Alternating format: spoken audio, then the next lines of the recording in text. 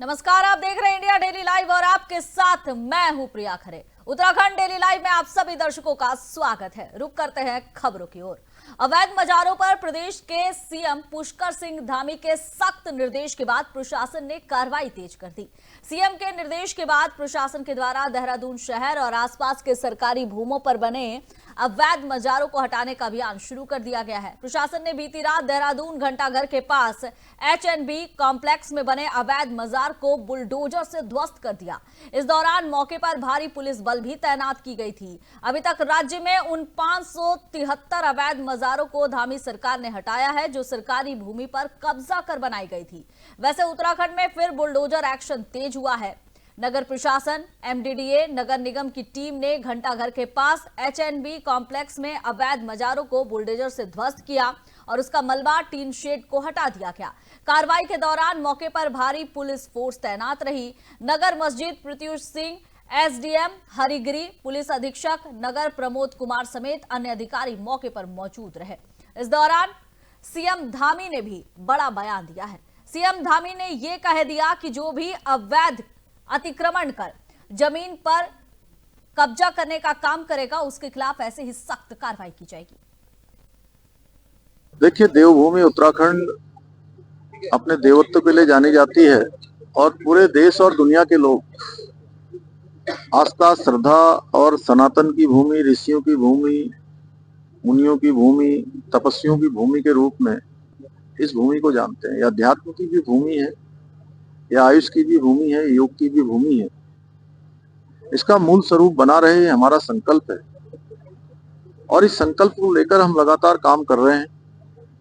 अवैध रूप से अतिक्रमित की हुई जमीनें और उसमें बनाई हुई अवैध संरचनाएं, उन सबको कानूनी दृष्टि से हटाना यह हमारा संकल्प रहा है। यहाँ की डेमोग्राफी, यहाँ के सांस्कृतिक मूल्य किसी भी कीमत पर खराब नहीं होने चाहिए और यह अतिक्रमण हटाने का अभियान हमारा अनवरत रूप से चल रहा है।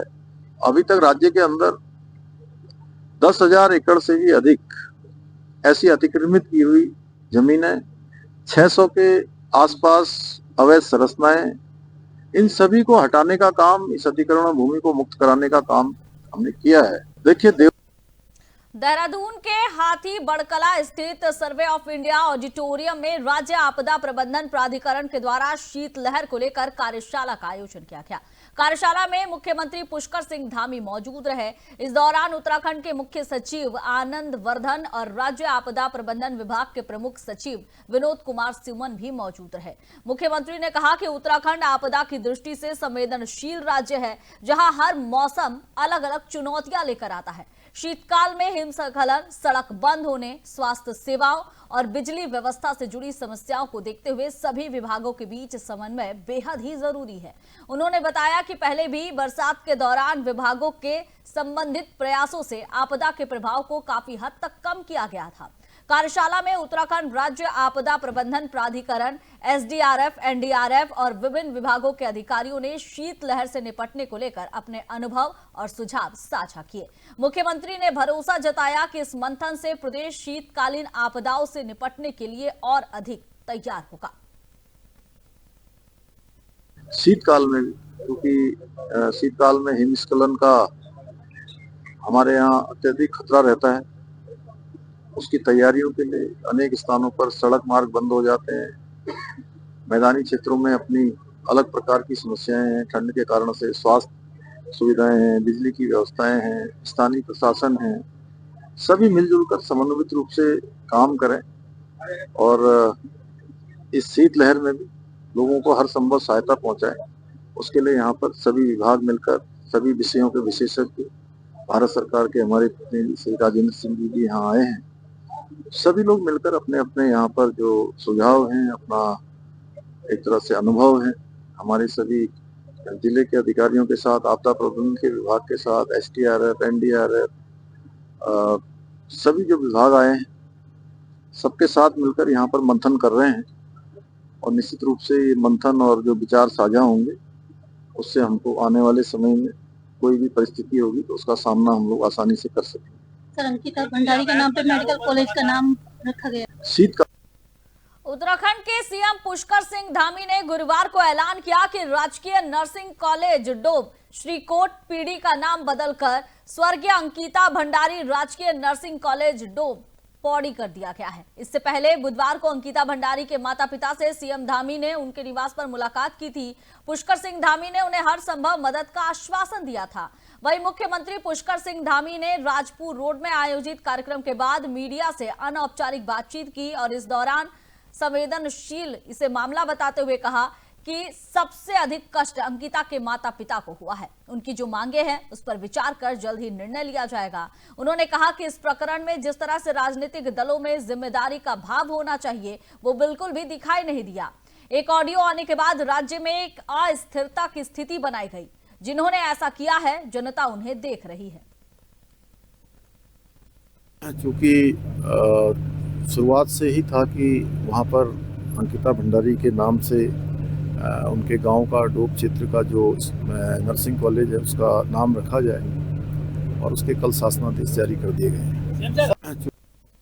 अंकिता भंडारी केस में ऑडियो वीडियो प्रकरण को लेकर अभिनेत्री उर्मिला सनावर गुरुवार हरिद्वार में एसआईटी के सामने पेश हुई। उर्मिला से करीबन 6 घंटे तक एसआईटी ने पूछताछ की। इस दौरान उर्मिला ने पुलिस को कई साक्ष्य भी दिए। पूछताछ के बाद उन्होंने दावा किया कि वो अंकिता को न्याय दिलाने के लिए ही आई हैं। मीडिया के एक सवाल का जवाब देते हुए उर्मिला ने कहा कि सुरेश राठौर और दुष्यंत गौतम पक्के दोस्त थे। ज्यादा जानकारी उन दोनों को ही है।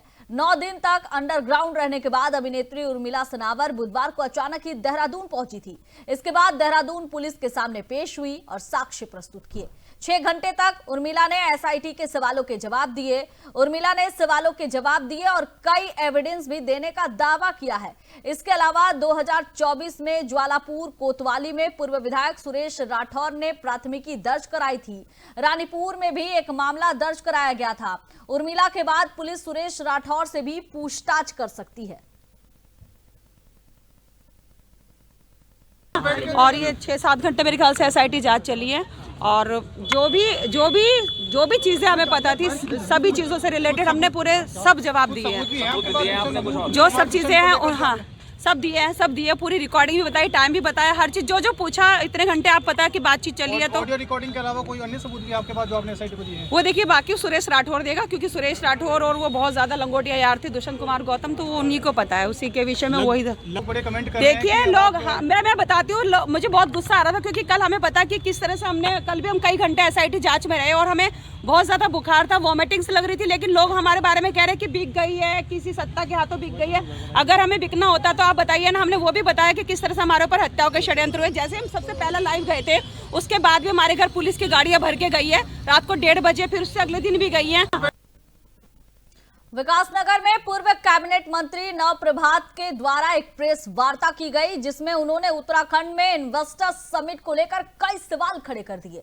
उन्होंने कहा कि प्राइवेटाइजेशन जैसे प्राइवेट किया जा रहा है, इससे किसी को फायदा होने वाला नहीं है। यहां पर पहले ही कई यूनिवर्सिटी और संस्थान हैं। उन्होंने सरकार पर कई सवाल उठाए और कहा कि यूजीवीएनएल और कई विभागों की जमीन सरकार के द्वारा प्राइवेट सेक्टर को दी जा रही है और ये किसी भी सूरत में बर्दाश्त नहीं किया जाएगा। देखिए, इन्वेस्टर समिट नहीं, इन्वेस्टर समिट का मतलब ये होता है कि हमारे राज्य में कोई बाहर से आके इन्वेस्ट करे। ये बहुत अच्छी बात है, पर उसके लिए या तो हम सिडकुल के माध्यम से उसको सहायता देते हैं और या कोई नीतिगत सहायता देते हैं। यहां यह प्रतीत हो रहा है कि जैसा पूरे देश में हो रहा है कि बेशकीमती प्रोजेक्ट लैंड्स को प्राइवेट लोगों के हाथों में दे दिया जा रहा है और वो भी एक क्षेत्र विशेष से आते हैं। यहाँ भी वही प्रतीत हो रहा है। इसलिए मैं सरकार का ध्यान आकर्षित कर रहा हूँ। उत्तराखंड की सबसे बड़ी समस्या ये है कि हमारे पास गवर्नमेंट लैंड बैंक की बहुत कमी, हम उसकी वजह से बहुत सारी चीजें डेवलप नहीं कर पाए। और जो लैंड बैंक है, अगर हम होटल बनाने के लिए, वेलनेस सेंटर बनाने के लिए, यूनिवर्सिटी बनाने के लिए दे देंगे तो यूनिवर्सिटी तो हमारे यहाँ वैसे ही निजी क्षेत्र में काफी बन चुकी है। हमारे मेडिकल कॉलेजेस बन चुके हैं, इंजीनियरिंग कॉलेज बन चुके हैं। तो ये कौन सा अचीवमेंट गवर्नमेंट देख रही है इस इन्वेस्टर समिट के माध्यम से, मुझे समझ में नहीं आता। देखिए, इन्वेस्टर कांग्रेस ने केंद्र और राज्य सरकार के खिलाफ बड़ा आंदोलन छेड़ने की तैयारी कर रही है। मनरेगा को लेकर कांग्रेस अब सड़क से सदन तक संघर्ष करेगी और इसी कड़ी में पार्टी ने जनवरी से फरवरी तक चरणबद्ध आंदोलन की रणनीति बनाई है। आंदोलन की शुरुआत 10 जनवरी से होगी और जबकि 11 जनवरी को जिला स्तर पर अनशन किया जाएगा। वहीं अंकिता भंडारी हत्याकांड को लेकर भी प्रदेश प्रभारी कुमारी शैलजा ने कहा कि इस मामले में सत्ता पक्ष से जुड़े लोग शामिल हैं, जिससे पूरे प्रदेश की भावनाएं आहत हुई है। अंकिता भंडारी को न्याय दिलाने के लिए सीबीआई जांच जरूरी है। विपक्ष के नाते ऐसे मुद्दे को उठाना हमारा कर्तव्य है और कांग्रेस आगे भी ऐसे मुद्दे उठाती रहेगी। तो हमारी मीटिंग हुई है और उसके पश्चात हम आपको प्रेस कॉन्फ्रेंस के माध्यम से ये सारी जानकारी दे रहे हैं। 10 जनवरी को हर ज़िले में हमारी प्रेस कॉन्फ्रेंस होंगी और इसकी सारी असलियत सबको बताते हुए ये हम जो हमारा कार्यक्रम है वो लॉन्च हो जाएगा। 11 को हम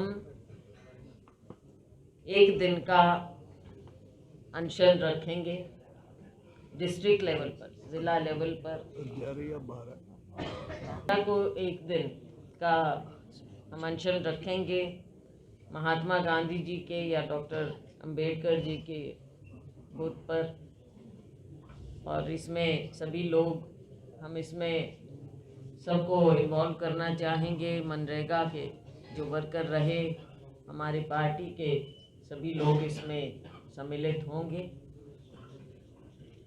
और फिर उसके पश्चात 29 जनवरी तक हमने पंचायत लेवल पर जाकर लोगों के बीच में हमने चौपाल करनी है। लोगों को ये एक मास कांटेक्ट प्रोग्राम होगा जो गांव-गांव, घर-घर चौपाल में बैठकर हम चौपाल करेंगे गांव में और सभी लोगों को इसमें सम्मिलित करते हुए उन्हें बताएंगे। और हमारे राष्ट्रीय अध्यक्ष खड़गे जी की और हमारे लोकसभा में एलओपी राहुल गांधी जी की चिट्ठियां हम सभी लोगों को देंगे। ग्राम प्रधान हैं जो उन्हें, जो पूर्व प्रधान हैं उन्हें, रोजगार सेवक हैं उन्हें, मनरेगा वर्कर हैं उन्हें, और आम लोगों को हम इसके बारे में अवगत कराएंगे कि कैसे उनके साथ, उनकी रोजी रोटी के साथ, उनके काम के साथ भाजपा सरकार ने, मोदी सरकार ने खिलवाड़ किया है, उनके अधिकार छीने हैं। इसके पश्चात 30 जनवरी से हम शांतिपूर्वक 30 जनवरी को हम वार्ड लेवल पर धरना देंगे। महत्वपूर्ण मुद्दा है और वो है अंकिता का मुद्दा, अंकिता भंडारी का मुद्दा। ना केवल एक अंकिता, अनेकों अंकिता, और कितनी अंकिता पूरे प्रदेश में। देखो, कई बार एक नाम सिंबल बन जाता है। अंकिता भंडारी के नाम से आज सारे देश में, दुनिया में उत्तराखंड का नाम गलत तरह से सुर्खियों में आया। लेकिन कितनी अंकिता भंडारी हैं हम उत्तराखंड में ही देख सकते हैं, हर क्षेत्र में देख सकते हैं। और कितने ही ऐसे केस हैं जिसमें सत्ता पक्ष के लोग इन्वॉल्व हैं। दलित महिलाओं की बात करें या कोई भी महिला, बहुत सी हमारी बहनें, बेटियां, बच्चियां, इतने केस हैं। तो ये मामला भी कम महत्वपूर्ण नहीं, बहुत महत्वपूर्ण मामला है। इसने झिंझोड़ के रख दिया है। सबकी भावनाएं बहुत उत्तेजित हैं आज राज्य में। और जो कहा जाता है कि कांग्रेस पार्टी इसको क्यों, कांग्रेस पार्टी क्यों नहीं उठाएगी? हम राजनीतिक दल हैं, हमारी जिम्मेवारी है अगर कहीं कोई भी ऐसा कार्य होता है तो जिम्मेवार राजनीतिक पार्टी होने के नाते, मुख्य विपक्ष होने के नाते ये हमारा कर्तव्य है कि हम इन मामलों को उठाएं। 5 तारीख को राजधानी देहरादून में त्रिपुरा के छात्र एंजल चकमा की हत्या के मामले में फरार छठा आरोपी अभी तक पुलिस के हाथ नहीं आया है। हालांकि देहरादून पुलिस ने दावा किया है कि 24 घंटे के अंदर आरोपी को गिरफ्तार कर लिया जाएगा। आरोपी जो है उस पर पुलिस ने 1 लाख रुपए का इनाम भी घोषित कर रखा है। दरअसल त्रिपुरा के छात्र एंजल चकमा के साथ 9 दिसंबर शाम को सेलाकुलाई क्षेत्र में कुछ लोगों ने मारपीट की थी और इससे एंजल चकमा गंभीर रूप से घायल हो गया था। एंजल चकमा को ग्राफिक्स एरा हॉस्पिटल में भर्ती कराया गया था, जहां उपचार के दौरान 26 दिसंबर सुबह को एंजल चकमा की मौत हो गई थी। इस मामले में पुलिस ने एंजल चकमा के भाई की तहरीर पर 2 नाबालिग समेत 6 लोगों के खिलाफ मुकदमा दर्ज किया था। पुलिस ने 6 में से 5 लोगों को तो गिरफ्तार कर लिया था, लेकिन छठा आरोपी यज्ञराज अवस्थी तभी से फरार चल रहा है। यज्ञराज अवस्थी पर पहले ही पुलिस ने 25,000 रुपए का इनाम घोषित किया था। बाद में इनाम की रकम बढ़ाकर 1 लाख रुपए कर दी गई, लेकिन अभी भी यज्ञराज अवस्थी पुलिस के हाथ नहीं आया है। हालांकि अभी पुलिस ने दावा किया है कि 24 घंटे के अंदर यज्ञराज अवस्थी की गिरफ्तारी हो जाएगी। माना जा रहा है कि यज्ञराज अवस्थी की गिरफ्तारी के बाद इस केस में कुछ नए खुलासे भी हो सकते हैं। यज्ञराज अवस्थी मूल रूप से नेपाल का रहने वाला बताया जा रहा है। हाँ, देखिए एक दुखद घटना हुई थी छात्र के साथ। उसमें जो 5 लोग थे वो तो अरेस्ट हो गए थे। एक जो नेपाल मूल का था, चूंकि उसका अपने परिवार से बहुत सालों से संपर्क नहीं था और वो यहाँ पर भारत में खासकर देखा देहरादून, हरिद्वार, अन्य जगहों पर उसने काम किया, उसके बहुत ज़्यादा लोग संपर्क में नहीं थे। लेकिन जो अभी आपके आज जो हमें इनको मिला है उसमें लगता है कि हमारी टीम इसको जल्दी 24 घंटे के अंदर कहीं न कहीं इसको अरेस्ट हो जाना चाहिए। वर्षों से ऋषिकेश में त्रिवेणी घाट का जिम्मा संभाल रही श्रीगंगा सभा को नगर निगम प्रशासन ने बेदखल करने का फरमान सुना दिया है। 7 दिन में आवंटित घाट संपत्ति को उसी हालत में नगर निगम को हस्तांतरित करने का आदेश सभा अध्यक्ष को दिया गया है। आरती व्यवस्थाओं को सुचारू संचालित करने की व्यवस्था बनाने के लिए 2 सप्ताह तक नगर निगम के निर्देशन में कराने को कहा गया है। वैसे 3 जनवरी को नगर निगम की विशेष बोर्ड बैठक में पार्षदों ने पूर्ण बहुमत से इस प्रस्ताव को भी पारित किया था और इसके मुताबिक बीते साल 11 दिसंबर को नगर निगम ने गंगा सभा को नोटिस जारी किया था। इसमें 20 दिसंबर को सभा की ओर से जवाब दाखिल किया गया। नगर निगम प्रशासन की माने तो इससे स्पष्ट हुआ है कि ऋषिकेश में वर्तमान में श्रीगंगा सभा का कोई रजिस्ट्रेशन ही नहीं है। 28 जनवरी 2021 के बाद संस्था का नवीनीकरण तक नहीं किया गया और इससे साफ है कि संस्था का वर्तमान में कोई वैधानिक अस्तित्व ही नहीं है। बिन पंजीकरण आयकर विवरण को लेकर भी नगर निगम प्रशासन ने जारी आदेश में गंभीर सवाल उठाए। मामले में नगर निगम प्रशासन ने श्रीगंगा सभा अध्यक्ष को बोर्ड बैठक में पारित प्रस्ताव का हवाला देते हुए आदेश जारी कर स्पष्ट किया है कि 7 दिन में हस्तांतरित संपूर्ण घाट संपत्ति को वापस करना होगा और इसके साथ ही त्रिवेणी घाट पर संचालित सभी कार्यक्रम, आरती की व्यवस्था इस पत्र के प्राप्ति के दिन से 2 सप्ताह तक नगर निगम की निगरानी में संचालित होगी। मामले में गंगा सभा के महामंत्री राहुल शर्मा का कहना है कि नगर निगम के पत्र का जवाब दिया जाएगा। नगर निगम अधिवेशन में 3 जनवरी 2026 को एक प्रस्ताव पारित किया गया था, जिसमें एक शिकायत प्राप्त हुई थी और शिकायत के बेस पे गंगा सभा को एक नोटिस दिया गया था। उस नोटिस के क्रम में गंगा सभा से जवाब मांगा गया। उन्होंने अपने जवाब में दिया कि इनका रजिस्ट्रेशन विगत 2021 से नहीं है और रजिस्ट्रेशन की प्रक्रिया जारी है। तो इसको लेकर के एक संशय पैदा हुआ नगर निगम को कि जिस संस्था को नगर निगम के द्वारा गंगा घाट को आरती और आदि पूजा पाठ के लिए दिया गया है और 2021 से अभी तक उसका रजिस्ट्रेशन नहीं है, तो वित्तीय अनियमितताएं होने के साथ साथ अन्य किसी भी प्रकार की कोई भी दिक्कत हो सकती है। इसको लेकर के बोर्ड ने काफ़ी गंभीर तरीके से इसका संज्ञान लेते हुए इसको बोर्ड में पूर्ण बहुमत के साथ प्रस्ताव पारित किया कि जो गंगा सभा को ये अपना त्रिवेणी घाट दिया है इसको नगर निगम वापस ले और नगर निगम ही इसका धर्मनगरी हरिद्वार के ज्वालापुर तहसील में किसानों ने तहसील प्रशासन पर गंभीर आरोप लगाए हैं और कहा है कि उनकी समस्याओं की कोई सुनवाई ही नहीं हो रही है। ज्वालापुर तहसील परिसर में आज किसान मोर्चा के कार्यकर्ताओं और स्थानीय किसानों ने धरना प्रदर्शन किया। किसानों का आरोप है कि तहसीलदार और पटवारी उनकी समस्याओं को गंभीरता से नहीं लेते। इसके चलते किसानों को अपने ही काम के लिए दफ्तरों के चक्कर काटने पड़ रहे हैं।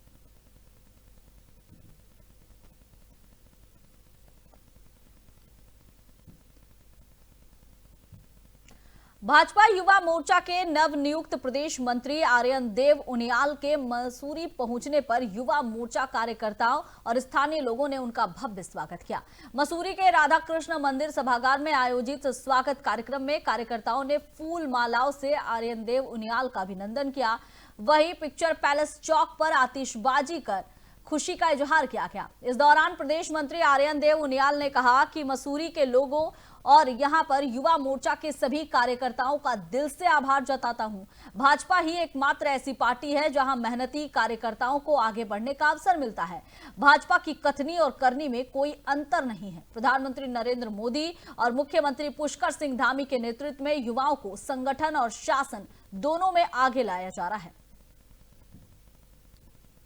देखिए, मैं धन्यवाद करता हूँ अपने शीर्ष नेतृत्व का, जिन्होंने मुझ पर भरोसा जताया और मसूरी जैसे छोटे शहर में एक कार्यकर्ता को प्रदेश मंत्री की जिम्मेदारी दी।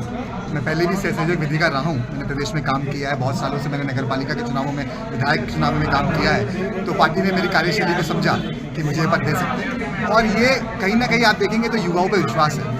जो हम बोलते हैं, हमारी कथनी करनी में फर्क नहीं है। हमारी party Bharatiya Janata Party prime minister Narendra Modi ji के नेतृत्व में, हमारे पुष्कर सिंह धामी जी के नेतृत्व में जो युवाओं को प्रोत्साहन दे रही है। आप देखेंगे युवाओं को कितने मौके मिल रहे हैं, चाहे वो संगठन हो, चाहे वो टिकट हो। तो यही एक एग्जाम्पल है कि हम जैसे युवाओं को पार्टी आगे बढ़ा रही है। युवाओं के कंधे पर बहुत भार है। सोशल मीडिया का ज़माना है, सबसे ज़्यादा युवक ही सोशल मीडिया यूज़ करते हैं। बहुत सारे लोग भ्रामक तथ्य फैलाने की कोशिश करते हैं और सामाजिक तत्व चाहते हैं कि चीज़ें गलत तरीके से पेश हों। यह हम युवाओं का कर्तव्य है, जिम्मेदारी है कि हम उस चीज़ों को काउंटर करें। और काउंटर किससे होता है? काउंटर सच से होता है। हरिद्वार देहरादून हाईवे पर छिदरवाला से बाल श्रम का मामला सामने आया है। मुकबाधिर नाबालिग से काम कराए जाने की सूचना पर श्रम विभाग की टीम ने छापेमारी की, लेकिन मौके से नाबालिग नहीं मिला। इसके बावजूद भी विभाग ने कार्रवाई करते हुए दुकानदार के खिलाफ चालान काटा है। मिली जानकारी के अनुसार छिदरवाला स्थित रामू पकौड़े वाला की दुकान पर मुकबाधिर नाबालिग के काम करने की शिकायत श्रम विभाग को मिली थी। सूचना के आधार पर श्रम अधिकारी आनंद कुमार के नेतृत्व में टीम ने छापेमारी की। हालांकि छापेमारी के दौरान नाबालिग मौके पर मौजूद नहीं मिला। आशंका जताई जा रही है कि छापेमारी की सूचना पहले ही लीक हो गई थी और इसके चलते नाबालिग को दुकान से हटा दिया गया। इसके बावजूद भी श्रम अधिकारी आनंद कुमार ने दुकानदार के खिलाफ कार्रवाई करते हुए चालान काटा और सख्त हिदायत दी कि अगर भविष्य में बाल श्रम करवाया तो इससे भी ज्यादा कठोर सजा दी जाएगी। शिकायत मिली थी कि एक बच्चा जो है मूक बधिर है, ना वो सुन पाता है ना बोल पाता है और उम्र भी उसकी कम बताई जा रही थी, एज 12-13 साल बताई जा रही थी। उसके अलावा एक बच्चा और था, उसकी भी उम्र कम बताई गई। तो सूचना के आधार पे यहाँ पर छापेमारी की कार्रवाई की गई, लेकिन बच्चा यहाँ मिला बरामद नहीं हुआ है क्योंकि लगता है कि वो पहले ही हटा दिया गया। और ये रामू पकौड़े की शिकायत काफ़ी दिनों से मिल रही थी। आज छापेमारी कार्रवाई थी वहाँ, तो बच्चा मौके से नहीं मिला है। लेकिन जो आपका हमारे यहाँ कार्रवाई रहती है धारा 12 के अंतर्गत, उसका भी उल्लंघन है। उसका एक इन्हें चालान दिया जाएगा धारा 12 का, बाल श्रम अधिनियम के धारा 12 के तहत। और एक बच्चा जो रेलवे रोड पे पकड़ा गया है, वो सत्या पूजा स्टोर है, बताया जा रहा बच्चे का, उसकी उम्र भी 13 साल 11 महीने 3 दिन है। और ये मिला है आपका सत्या एजेंसी पूजा भंडार है कोई रेलवे रोड पे, वहाँ से वो सकुशल हमने उसे रेस्क्यू कर लिया है। अभी CWC देहरादून के समक्ष प्रस्तुत किया जाएगा। शिकायत हरिद्वार में आगामी कुंभ मेला को देखते हुए खाद्य सुरक्षा विभाग एक्शन मोड में आ गया है। तीर्थ यात्रियों को शुद्ध और गुणवत्ता युक्त भोजन मिले, इसके लिए विभाग ने एक विशेष जागरूकता अभियान शुरू किया है। और इसी कड़ी में आज हरिद्वार के एक निजी होटल में खाद्य सुरक्षा विभाग के द्वारा कार्यशाला का आयोजन किया गया। कार्यशाला में होटल और रेस्टोरेंट कर्मी सहित खाना बनाने वाले कारीगरों को खाद्य सुरक्षा के कड़े मानकों की जानकारी दी गई। अधिकारी ने विशेष रूप से कुकिंग ऑयल के बारे में इस्तेमाल होने वाले नुकसान के प्रति जागरूक किया। विभाग का कहना है कि नियमों का उल्लंघन करने वालों के खिलाफ सख्त कार्रवाई की जाएगी। आयुक्त महोदय के निर्देश दिए गए हैं कि आगामी कुंभ को दृष्टि रखते हुए विभाग के जो भी इनिशिएटिव है उसका वृहद स्तर पर प्रचार प्रसार किया जाए। उसी का एक पार्ट है ये ईट राइट इंडिया। इसके अंतर्गत हम लोग स्कूलों में भी आजकल अवेयरनेस प्रोग्राम चला रहे हैं और FSW के माध्यम से लोगों को जागरूक कर रहे हैं। उसके माध्यम से जो भी हमारे फूड आर्टिकल है उसकी जाँच कर रहे हैं और जाँच के जो भी रिजल्ट होते हैं उनके सामने हमको बता रहे हैं। अगर कोई ऐसा कोई फेल होता है, अनसेफ या उस टाइप का सब स्टैंडर्ड आर्टिकल आता है, उसका हम सोर्स पता करके हम फूड सेफ्टी ऑफिसर की टीम बना के उस पर फिर वहाँ से उसके लीगल सैंपल लेने जांच के लिए भेजते हैं। तो ये हमारा लगातार अभियान चल रहा है, चेकिंग का भी चल रहा है, अवेयरनेस का भी चल रहा है। देखिए, जो आज जागरूकता अभियान ईट राइट इंडिया, FDA और हमारी उत्तराखंड गवर्नमेंट ने जो एक ये जागरूक अभियान चलाया हुआ है होटल्स के लिए, होटल पूरे हरिद्वार के लिए, क्योंकि हरिद्वार एक ऐसा डेस्टिनेशन है जहाँ पे पूरे देश दुनिया से लोग आते हैं स्पिरिचुअलिटी के लिए, रिचुअल्स के लिए, मंदिर दर्शन करने के लिए, हमारे उत्तराखंड की ब्यूटी को देखने के लिए। जब वो आते हैं तो सबसे ज़रूरी जो काम होता है वो होता है सबसे अच्छा खाना देना, खाने को अच्छे तरीके से देना, वो खाना हर तरीके से उनके लिए लाभदायक हो। तो हमारी company Indian hotels company limited के अंडर ये सिलेक्शंस ब्रांड के अंदर ये पीलीभीत हाउस होटल हरिद्वार का होटल है जिसको मैं रिप्रेजेंट करता हूँ। मेरा नाम विकास नागर है। तो हमारा जो प्रोसेस है होटल का और जो आज अभियान हुआ, अगर हम उसको कैलकुलेटिव देखें तो बहुत अच्छी लर्निंग है। आयुक्त महोदय के निर्देश दिए गए हैं कि आगामी कुंभ को दृष्टि चोरों के हौसले इतने बुलंद हैं कि वो सरकारी विभाग में भी चोरी करने से पीछे नहीं हट रहे हैं। ताजा मामला जनपद देहरादून के रानी पोखरी क्षेत्र से सामने आया है, जहां चोरों ने विद्युत विभाग के उप संस्थान से 300 मीटर बिजली के केबल और अन्य उपकरण की चोरी कर ली। घटना के बाद आरोपी मौके से फरार हो गया। सूचना मिलने पर पुलिस ने नाकेबंदी की और कार में सवार होकर भाग रहे चोरों की घेराबंदी कर गिरफ्तार कर लिया। तत्काल हुई कार्रवाई से चोरी जो सामान किए थे वो बरामद हो गया है। सरकारी सामान क्षेत्र से वो बाहर नहीं ले जा पाए। पुलिस ने चोरों को अवर अभियंता ऋषि राम छेत्री की तहरीर पर मुकदमा दर्ज करने के बाद कोर्ट के आदेश पर जेल भेज दिया है। चोरों के कब्जे से चोरी की गई बिजली की केबल और उपकरण के साथ ही औजार बरामद किया गया है। चोरी में इस्तेमाल कार जो हुई है उसे भी पुलिस ने अपने कब्जे में ले लिया है, सीज कर दिया है। रानी पोखरी थाना क्षेत्र प्रभारी विकेंद्र चौधरी ने बताया कि चोरों की पहचान सहारनपुर निवासी सोहन, उत्तरकाशी निवासी सर्वेश और मनमोहन के अलावा देहरादून निवासी अरविंद के रूप में हुई है। आरोपी पहले भी आपराधिक वारदात करने के आरोप में जेल की हवा खा चुके हैं। पुलिस मामले की अग्रिम जांच और कार्रवाई शुरू कर चुकी है।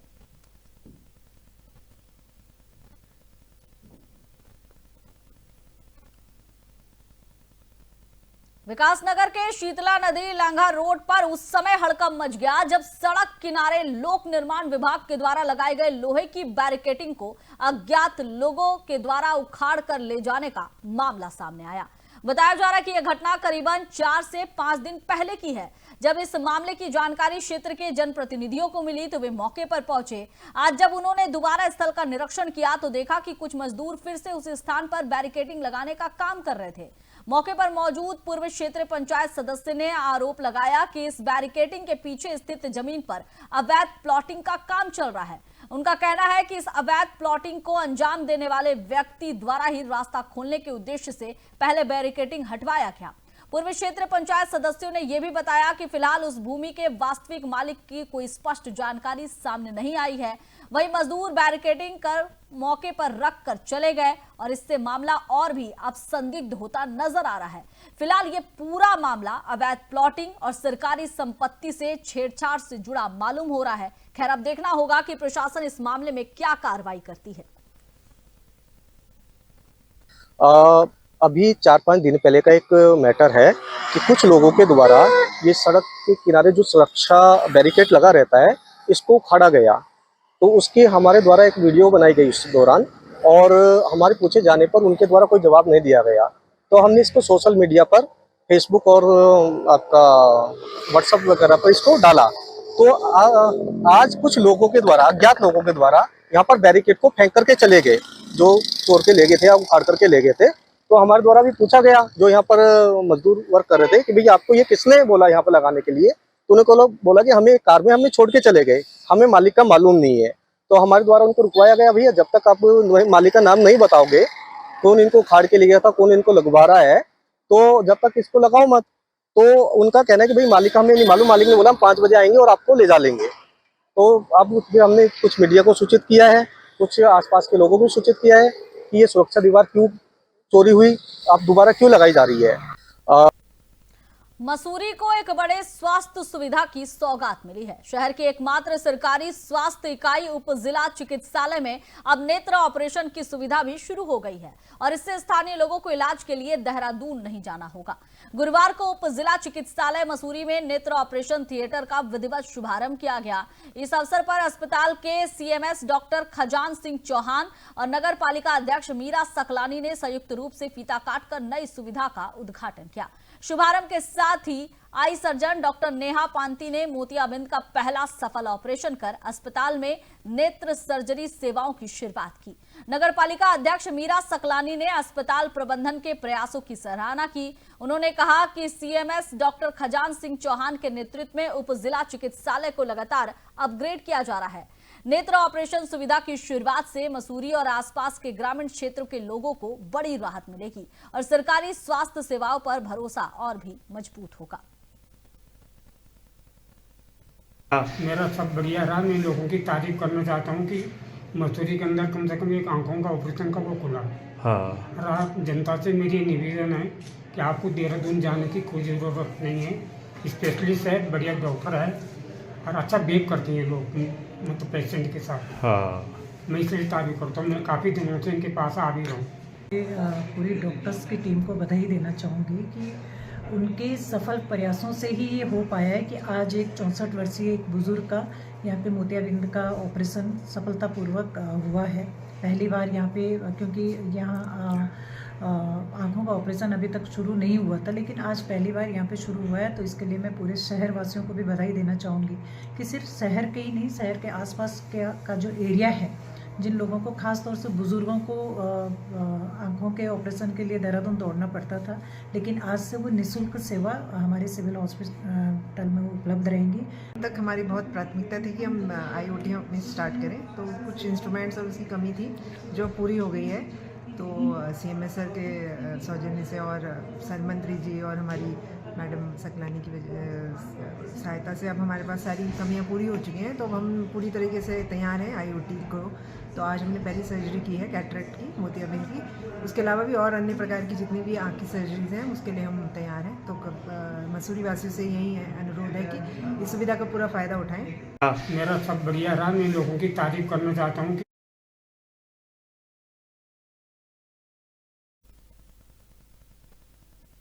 ठंड के मौसम में जब ठिठुरन बढ़ जाती है, ऐसे समय में हरिद्वार के जिला अधिकारी मयूर दीक्षित ने मानवीय संवेदना की एक मिसाल पेश की है। मुस्कुराते चेहरे और गर्मजोशी से भरे इस आयोजन ने जिला अधिकारी की जरूरतमंद, यानी जो जिला अधिकारी है उन्होंने जरूरतमंद बच्चों के बीच गर्म जैकेट वितरित किए। ये केवल जैकेट वितरण का कार्यक्रम ही नहीं था, बल्कि एक संवेदनशील प्रशासन और समाज के बीच गहरे जुड़ाव की तस्वीर थी। इस अवसर पर बच्चों ने पूरे उत्साह और श्रद्धा के साथ जिला अधिकारी मयूर दीक्षित का तिलक लगाकर स्वागत किया। मासूम हाथों से लगाया गया तिलक और बच्चों की खिलखिलाती हंसी ने पूरे माहौल को भावुक और यादगार बना दिया। कार्यक्रम के दौरान बच्चों ने अपनी छोटी छोटी इच्छाएं और अपने सपने जिला अधिकारी के सामने साझा किए। जिला अधिकारी मयूर दीक्षित ने न केवल बच्चों की बातों को गंभीरता से सुना, बल्कि अपने जीवन के अनुभव भी उनके साथ साझा किए।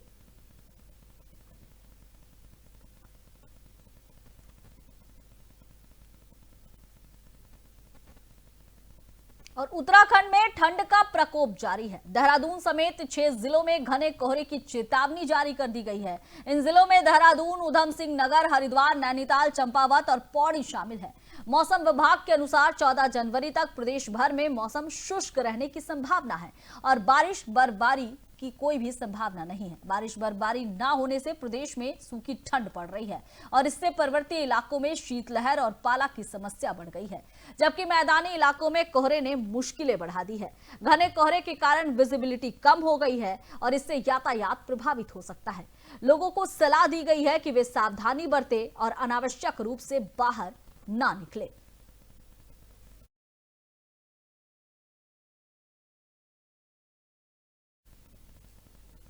फिलहाल इस बुलेटिन में बस इतना ही। आप देखते रहिए इंडिया डेली लाइव। नमस्कार।